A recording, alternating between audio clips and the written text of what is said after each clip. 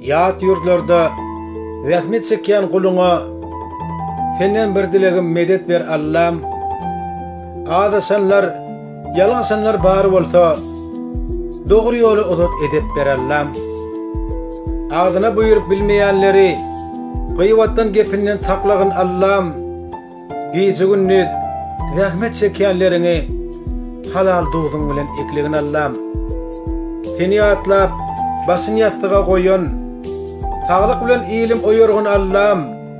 Biz sana tığın yaz, biz sana mehteç, nurundan mehrinden duyurgun Allah'ım. Kalımızda zigirbenler yasıya, hoş haberler bize boşluğun Allah'ım.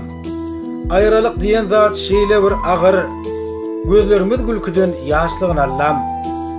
Şu şığırımı, dostu paylanlarımı, köngül arzularına yetirgin Allah'ım. Besim sana dua okap yalvar ya, kaygı kutsularını yitirgin Allah'ım.